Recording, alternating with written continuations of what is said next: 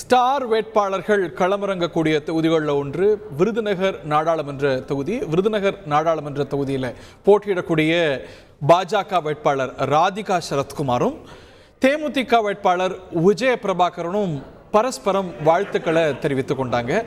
உடன் திரு சரத்குமார் வர திரு சரத்குமார் திரு விஜய் பிரபாகருக்கு வாழ்த்து தெரிவிக்கக்கூடிய காட்சிகளை பார்க்கின்றோம். வேட்பாளர் ராதிகா சரத்குமாரும் கூட வாழ்த்து தெரிவிக்கிறார். திரு சரத்குமார் அவரை தட்டி கொடுத்து வாழ்த்து தெரிவித்து திருமதி ராதிகா சரத்குமார் வேட்புமனு தாக்கல் செய்ய செல்லக்கூடிய காட்சிகள் இவை.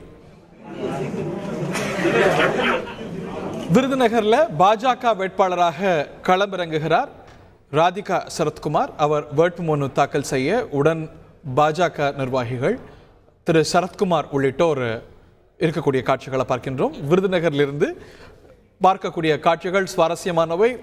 திருமதி ராதிகா வேட்புமனு தாக்கல் செய்வதற்கு முன்பாக அவருக்கு எதிராக போட்டியிடக்கூடிய விஜய் பிரபாகரனுக்கு வாழ்த்து தெரிவித்தவாறே உள்ளே சென்று வேட்புமனு தாக்கல் செய்தார். இது பற்றிய மேலும் விவரங்களோடு செய்தியாளர் கருப்புசாமி ஓட்டி. வணக்கம். அதாவது விருதுநகர் நாடாளுமன்ற தொகுதி பாஜக வேட்பாளராக ராதிகா சரத்குமார் களமிறக்கப்பட்டிருக்கிறார்.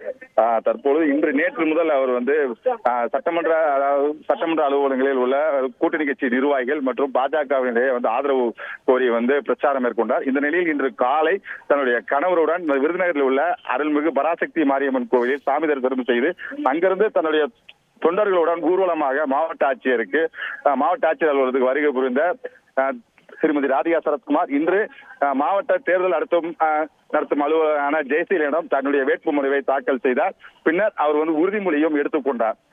இந்த நிலையில அவருக்கு முன்பாக வேட்புமனு தாக்கல் செய்த தேமுதிக வேட்பாளர் விஜய பிரபாகரனை அவர்கள் இருவரும் ஒருவரை சந்தித்து பரஸ்பரம் வாழ்த்துக்கள் கூறிக்கொண்டது இந்த பகுதியில் வெறும் நெகிழ்ச்சியை ஏற்படுத்தியது. செய்திகளை உடனுக்குடன் தெரிந்து கொள்ள உடனே சப்ஸ்கிரைப் பண்ணுங்க.